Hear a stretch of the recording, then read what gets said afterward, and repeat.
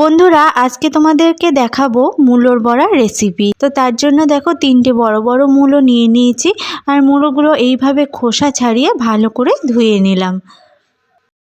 তো দুপুরবেলা ভাতের পাতে ডালের সঙ্গে কিন্তু এই মুচমুচে মূলোর বড়া খুবই ভালো লাগবে।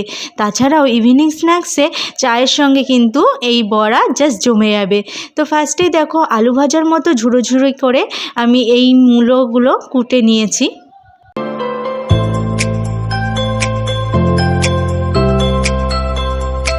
এরপরে কেটে রাখা মূলোর মধ্যে আমি 2 চামচ মতো নুন দিয়ে দিলাম। তো কিছুক্ষণ নুন দিয়ে মূলোগুলো মাখিয়ে রাখার পরে দেখবে মূলোগুলোর থেকে অনেক জল বেরিয়ে আসবে আর মূলোটা অনেকটাই মজে আসবে। নুন দিয়ে কিছুক্ষণ মাখিয়ে রাখার পরে দেখো মূলোগুলো একদমই মজে এসেছে। যেহেতু নুন দিয়ে আগে মাখিয়ে রেখেছিলাম সেই জন্য অল্প একটু পরিমাণ মতো নুন দিলাম, তারপরে দিয়ে দিলাম হলুদ গুঁড়ো আর দিয়ে দিলাম বেসন।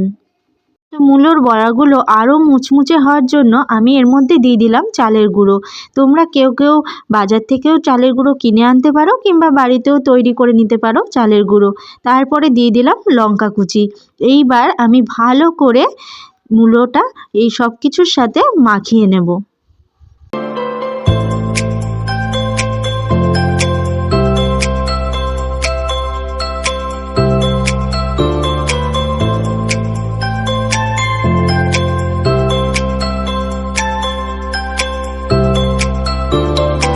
তো আমার দেখো মূলোটা মাখানো হয়ে গেছে সব কিছু দিয়ে। তার উপর দিয়ে দিলাম পরিমাণ মতো চিনি আর দিয়ে দিলাম কালো জিরে। তো এবার দেখো ইন্ডাকশান ওভেনে আমি কড়াই বসিয়ে দিয়েছি আর তার মধ্যে দিয়ে দিয়েছি সর্ষের তেল। তো এই বড়াটা আমি সর্ষের তেল দিয়েই রান্না করব। তো আবার দেখো একটু ভালো করে মাখিয়ে নিয়ে দেখো কড়াইটাও গরম হয়ে গেছে তেলটা। এরপরে আমি গোল গোল করে পাতলা পাতলা করে শেপ করে আমি মূলোর বড়াগুলো আস্তে আস্তে এর মধ্যে দিয়ে দেব।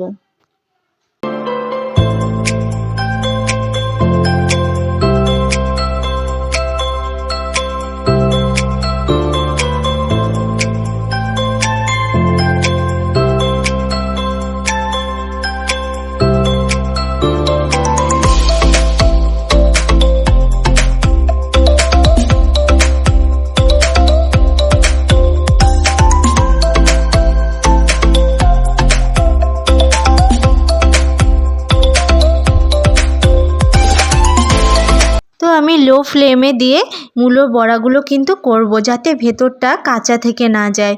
তো এইবার দেখো পেছনের পিঠটা লাল লাল হয়ে এসেছে। এইবার আমি বড়াগুলোকে উল্টে দেব।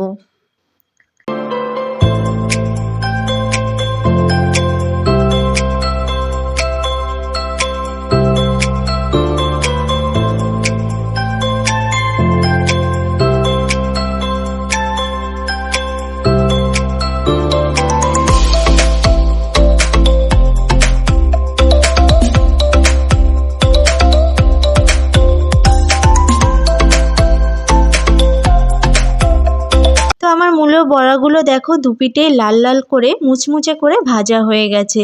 তো এইভাবে আমি সবকটা মূলোর বড়া করে নিলাম। নিয়ে এইভাবে এক এক করে তেল ঝরিয়ে আমি মূলোর বড়াগুলো তুলে নিলাম পাত্রে। তো আমার মূলো বড়াগুলো কিন্তু একদম রেডি হয়ে গেছে। তো এইবার আমি একটা পাত্রে সাদা কাগজ পেতে তার উপরে দেখো মূলো বড়াগুলো রেখে দিলাম যাতে তেলটাও কাগজে শুষে নেয়। তো এইভাবে মূলোর বড়াগুলো তোমরা বাড়িতে বানিয়ে দেখো, খুবই সুন্দর লাগবে। আমার কিন্তু ভীষণ ভালো লেগেছে। তো দেখো খুব সহজ একটা রেসিপি। তো তোমাদের ভালো লাগলে অবশ্যই লাইক শেয়ার কমেন্ট করো আর আমার চ্যানেলটিকে সাবস্ক্রাইব করে পাশে থেকো। তোমরা সবাই অনেক ভালো থেকো, সুস্থ থেকো। দেখা হবে আবার পরের ভিডিওতে। আজকের মতো টাটা।